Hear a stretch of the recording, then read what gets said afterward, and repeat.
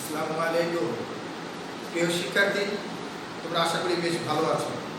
যদিও দেশে এবং বিদেশে করোনা ভাইরাসের মহামারী চলছে, এই সময় ভালো থাকাটা আমাদের অত্যন্ত জরুরি। আমাদের প্রত্যেকেরই উচিত স্বাস্থ্যবিধি মেনে চলা, তাহলে আমরা এ রোগ থেকে মুক্তি পাওয়ার সম্ভাবনা বেশি থাকবে। তো যাই হোক, আমি বগুড়া আদর্শ কলেজ থেকে মোহাম্মদ রফিকুল ইসলাম, প্রভাষক, ভূগোল বিভাগ। তোমাদের ভূগোলের ক্লাস নেওয়ার জন্য এখানে উপস্থিত হয়েছি। সরকারের নির্দেশক্রমে আমরা অনলাইনে এই ক্লাসগুলো নিচ্ছি। আমার আজকের আলোচ্য বিষয় হবে ভূগোল দ্বিতীয় পত্রের কৃষি চ্যাপ্টার, অর্থাৎ চতুর্থ অধ্যায় কৃষি।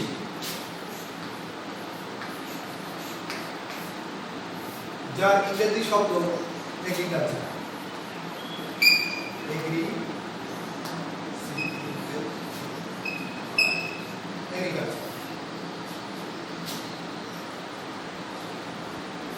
কৃষি শব্দটি অতি প্রাচীন একটি শব্দ। আমাদের সভ্যতার শুরুতেই এই কৃষি কথাটি আমরা পেয়েছি। আজ থেকে প্রায় 1000 অথবা মতান্তরে 2000 বছর আগে এই কৃষির উৎপত্তি হয়েছিল। তার পূর্বে মানুষ গাছের ফল মূল, লতা পাতা, পশু শিকার করে মাংস খেয়ে জীবন ধারণ করত। তারা কৃষিকাজ জানত না। এভাবে তারা জীবনযাপন করলেও স্থায়ীভাবে খাদ্যের সংস্থান তাদের হতো না। ফলে এক স্থান থেকে তারা অন্য স্থানে যেতে হতো। মানুষ একসময় স্থায়ীভাবে খাদ্যের অন্বেষণের জন্য কিভাবে এক স্থানে বসে খাদ্যের অন্বেষণ করা যায় বা খাদ্যের সংস্থান করা যায় সে চিন্তা ভাবনা করতে থাকে।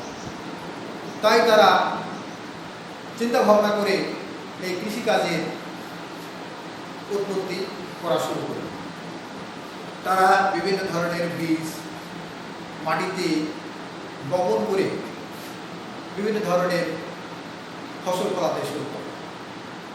আসলে কৃষি বলতে আমরা যেটা বুঝি, ভূমির উপরিভাগ চাষ করে ফসল উৎপাদন করাকে বোঝায়।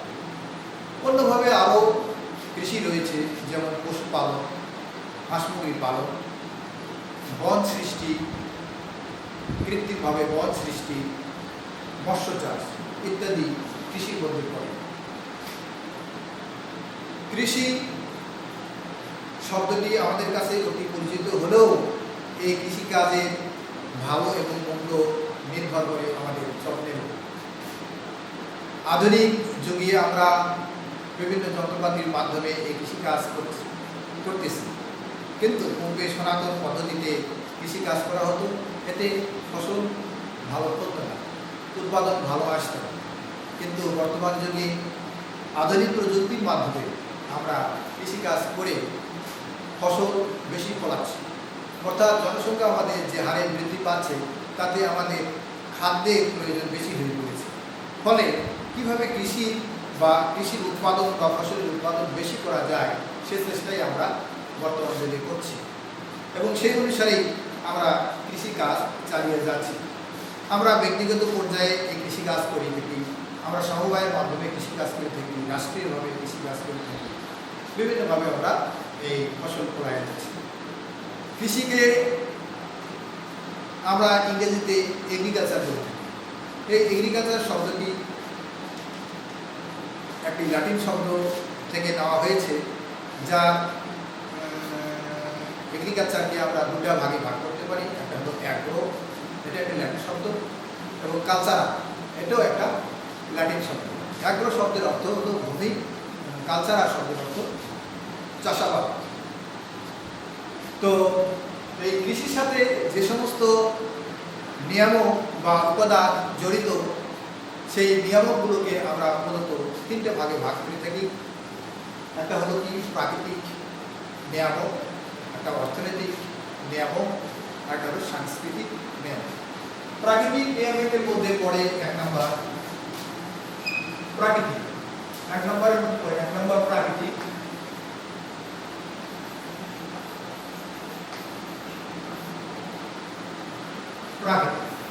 প্রাকৃতিকের মধ্যে পড়ে প্রথমে মৃত্তিকা। মৃত্তিকা শব্দের অর্থ মাটি। এই মাটিকে চাষ করেই আমরা ফসল উৎপাদন করে থাকি। সাধারণত উর্বর মৃত্তিকায় বা মাটিতে ফসল চাষ ভালো হয়ে থাকে। পক্ষান্তরে অনুর্বর মৃত্তিকায় চাষাবাদ ভালো হয় না। চাষাবাদ ভালো করতে গেলে আমাদেরকে প্রথমে নির্বাচন করতে হবে মৃত্তিকা। মৃত্তিকা যদি দোআঁশ মৃত্তিকা হয় তাহলে ফসল উৎপাদন ভালো হবে। যেরকম ধান চাষ করতে গেলে আমাদেরকে উর্বর দোআঁশ মাটি নির্বাচন করতে হবে। বেলে দোআঁশ, এঁটেল দোআঁশ এগুলো মাটিতেও ফসল ভালো হয়ে থাকে। মৃত্তিকা যত উর্বর হবে ফসল উৎপাদন তত আমাদের বেশি হবে। 2 নম্বর পর্যায়ে আমরা ধরি ভূমি, ভূপ্রকৃতি।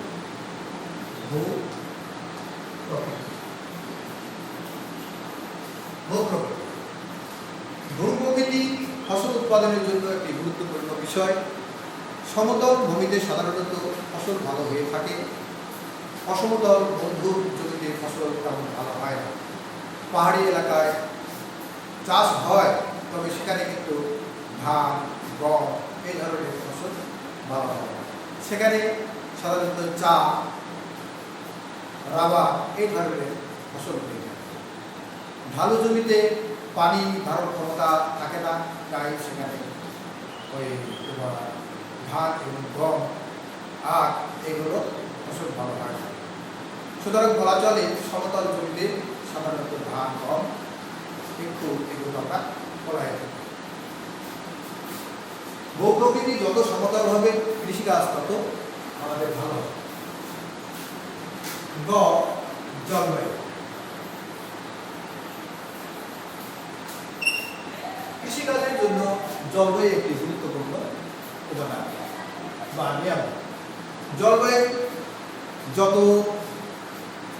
সুবিধাজনক হবে কৃষিকাজের সুবিধাও তত ভালো হবে। যেরকম জলবায়ু নাতিশীতোষ্ণ জলবায়ু, এটাতে গম, ভুট্টা, যব এই ধরনের ফসল ভালো হয়। আর উষ্ণ জলবায়ুতে ধান, গম, একটু এগুলো ভালো হয়ে থাকে। অর্থাৎ পৃথিবীর ক্রান্তীয় মৌসুমী অঞ্চলে সাধারণত ধান চাষ ভালো হয়ে থাকে। বিশ্বের প্রায় সকল দেশেই কৃষিকাজ হয়ে থাকে, তবে পৃথিবীর দক্ষিণ পূর্ব এশিয়ায় বেশি ফসল আমরা উৎপাদন করে থাকি। 95% কৃষিকাজ আমরা দক্ষিণ পূর্ব এশিয়ায় উৎপাদন করে থাকি, আর বাকি 5% কৃষিকাজ পৃথিবীর অন্যান্য অঞ্চলে হয়ে থাকে। জলবায়ুর মধ্যে আমাদের প্রথমে আসে বৃষ্টিপাত। কৃষিকাজের জন্য বৃষ্টিপাত একটি গুরুত্বপূর্ণ উপাদান। বৃষ্টিপাত পরিমিত এবং নিয়মিত না হলে ফসল উৎপাদন ব্যাহত হয়ে যায়। যেমন ধান চাষের জন্য 18 থেকে 27 ডিগ্রি সেলসিয়াস তাপমাত্রা প্রয়োজন, আর বৃষ্টিপাতের প্রয়োজন 100 থেকে 250 সেন্টিমিটার পর্যন্ত বৃষ্টিপাত প্রয়োজন। অন্যান্য চাষের জন্য, অন্যান্য ফসলের জন্য বৃষ্টিপাত ভিন্নতর হতে পারে। তারপরে আসি জলবায়ুর মধ্যে প্রথমে আসলো কি 1 নম্বর বৃষ্টিপাত, 2 নম্বর আর্দ্রতা, 3 নম্বর তাপমাত্রা,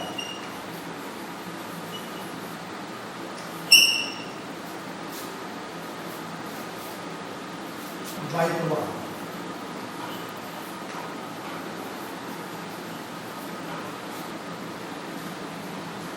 বৃষ্টিপাত আমরা শেষ করে দিলাম। 2 নম্বরে আসলো কি? আর্দ্রতা। আর্দ্রতা ফসল উৎপাদনের জন্য একটি গুরুত্বপূর্ণ উপাদান। আর্দ্রতা যত বেশি হবে ফসল উৎপাদন আমাদের তত বৃদ্ধি পাবে।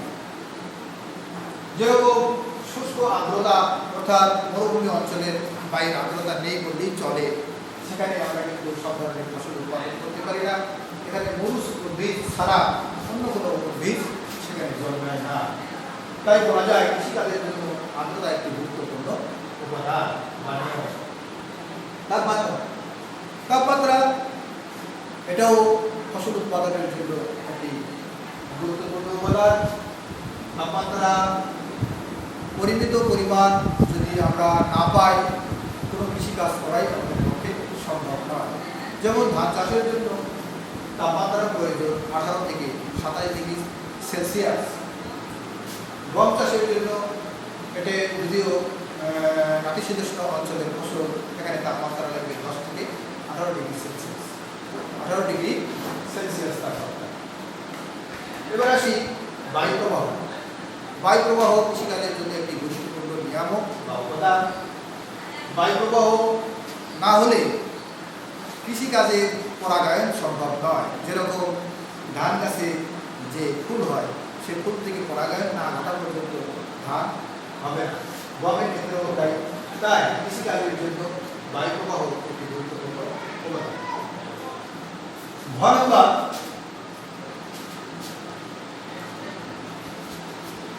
ঘ নম্বরে আসি প্রাকৃতিক উপাদানের মধ্যে ঘ নম্বরে আসে নদ নদী।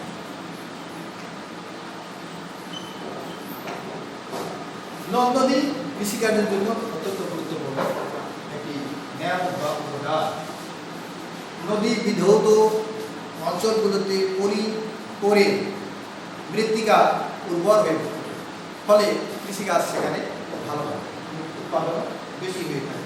অনেক সময় দেখা যায় অনাবৃষ্টির কারণে ফসলের উৎপাদন ব্যাহত হচ্ছে। সেক্ষেত্রে আমরা এই সমস্ত নদ নদী থেকে সেচের মাধ্যমে ফসলের চাষ সেচ দিয়ে আমরা কৃষিকাজ করে থাকি। তাহলে দেখা যাবে কি প্রাকৃতিক উপাদানের মধ্যে মৃত্তিকা ফসল চাষের জন্য যেমন গুরুত্বপূর্ণ, ভূপ্রকৃতির তদ্রূপ, জলবায়ু তদ্রূপ, নদ নদী অবস্থানও কৃষিকাজের জন্য অত্যন্ত গুরুত্বপূর্ণ উপাদান। এবার আসি আমরা প্রাকৃতিক উপাদানের পরে যে জিনিসটি কৃষিকাজের জন্য আমাদের অত্যন্ত প্রয়োজন সেটা হলো অর্থনীতি। অর্থনৈতিক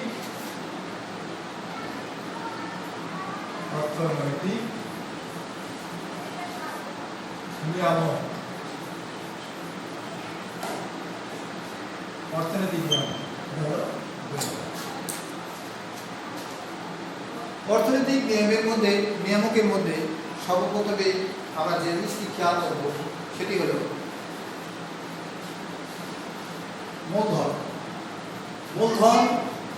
মূলধন ছাড়া আমরা কৃষিকাজে অগ্রসর হতে পারবো না। 1 নম্বরে আসলে কি? মূলধন।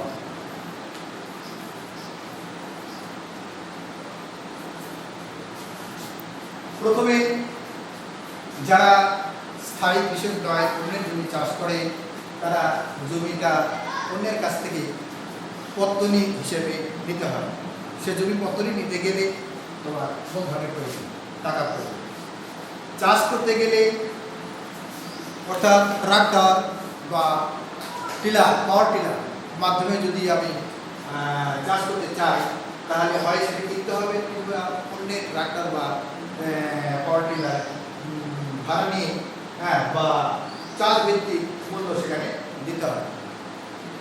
তারপরে বীজ ক্রয়ের জন্য তোমার মূলধনের প্রয়োজন, তোমার শ্রমিক খাটানোর জন্য, শ্রমিকের মজুরি দেওয়ার জন্য তোমার মূলধনের প্রয়োজন, তোমার পরিবহনের জন্য মূলধন প্রয়োজন। সুতরাং কৃষিকাজ করতে গেলে অর্থনৈতিকভাবে যে বেতনটা প্রয়োজন 1 নম্বরে পড়ে মূলধন।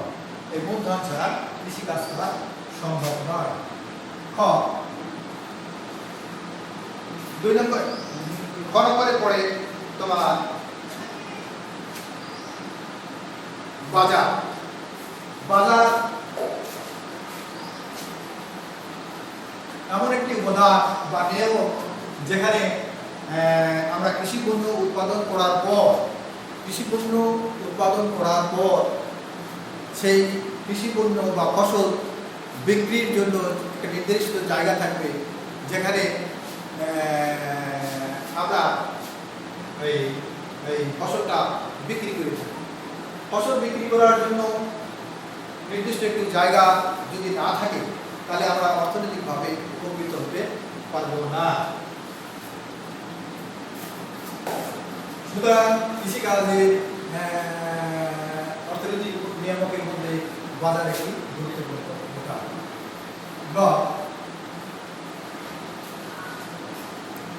শ্রমিক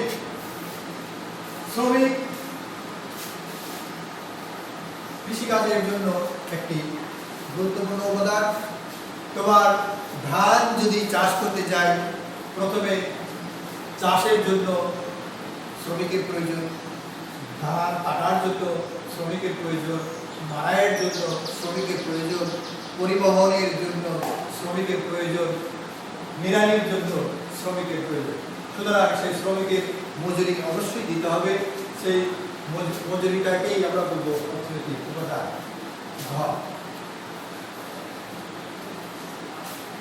নিয়ামকের মধ্যে আছে পরিবহন।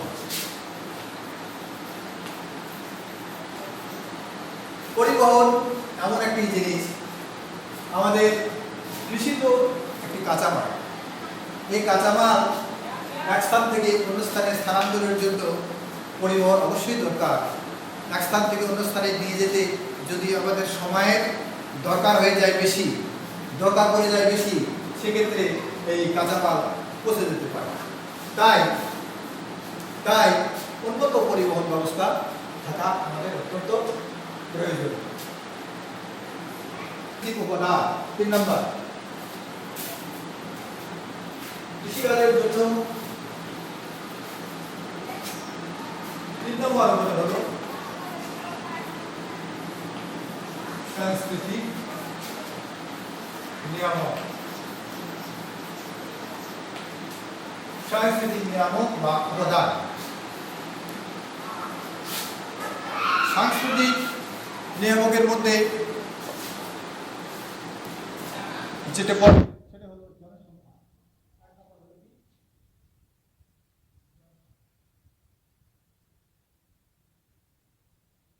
জনসংখ্যা যে অঞ্চলে যত বেশি হবে, সে অঞ্চলে কৃষি বেশি প্রয়োজন হবে, মানুষের খাদ্যের প্রয়োজন বেশি হবে এবং ফসল উৎপাদন আমাদের বেশি করতে হবে। এই জনসংখ্যার উপর ভিত্তি করে কোনো অঞ্চলে ফসল উৎপাদন বেশি হয়, কোনো অঞ্চলে ফসল উৎপাদন কম হয়ে থাকে।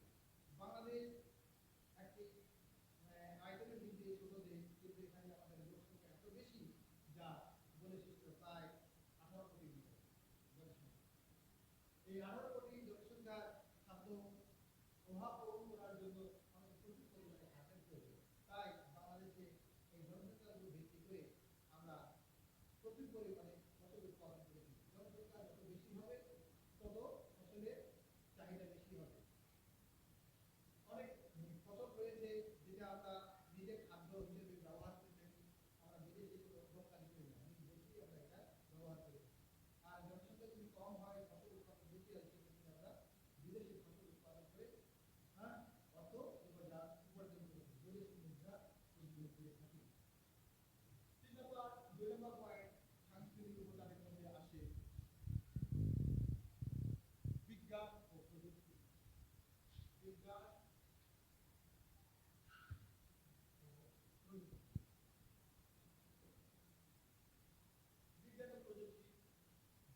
ও প্রযুক্তি এমন একটি জিনিস যা আমাদের ফসল উৎপাদনকে কিভাবে ত্বরান্বিত করা যায় সে বিষয়ে গবেষণা করে। বাংলাদেশে কৃষি গবেষণা ইনস্টিটিউট নামে একটি প্রতিষ্ঠান রয়েছে, যারা বিজ্ঞান ভিত্তিতে কিভাবে বেশি ফসল উৎপাদন করা যায় সে কাজে তারা নিয়োজিত। আন্তর্জাতিক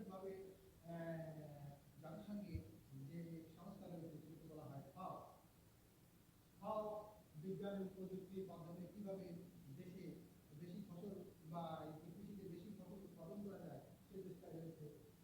যেমন পুরাতন আমলের সেই গরু মহিষের লাঙ্গল দিয়ে গরু মহিষের মাধ্যমে লাঙ্গলের মাধ্যমে কৃষি কাজ করে আমরা বেশি আগাতে পারি না, তাই বর্তমান যুগে ট্রাক্টর পাওয়ার টিলারের মাধ্যমে আমরা চাষ করে অল্প সময় বেশি চাষ করতে পারি। তারপরে ফসল উৎপাদনের জন্য সার মাটির যেমন উর্বরতা বৃদ্ধি করে, ফসলের বৃদ্ধি কীভাবে বাড়ানো যায় সেই হিসেবে আমরা সার ব্যবহার করে থাকি। এই সার রাসায়নিক হতে পারে, জৈবিক হতে পারে। নাম্বারে আমরা যে জিনিসটি বলে থাকি সেটা হলো কি সরকারি নীতি।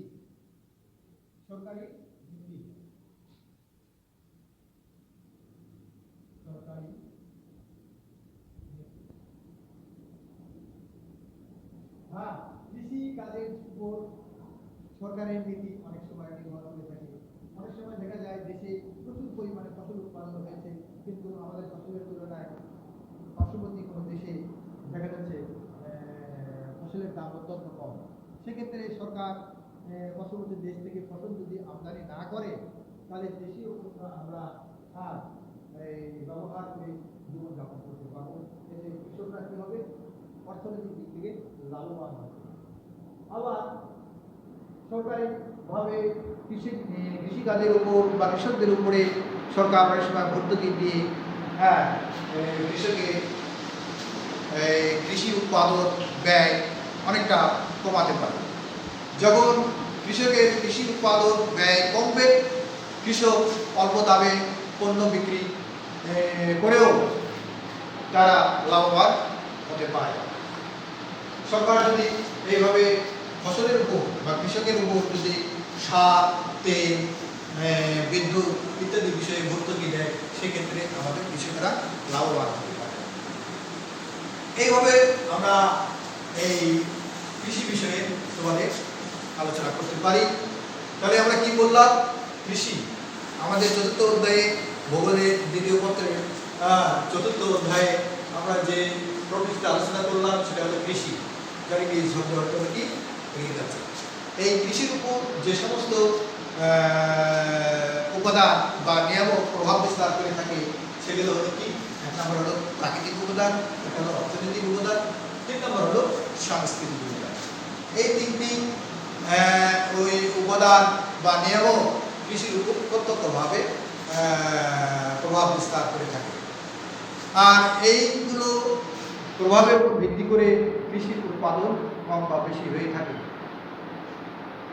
আশা করি তোমরা কৃষি বিষয়ে যে আলোচনা করলাম, তোমরা যতটুকু শুনলে এটা যদি মনোযোগী হয়ে শুনো, তোমাদের বেশ উপকারে আসবে বলে আমি মনে করি। এগুলি আমি আমার কৃষি বিষয়ের আলোচনা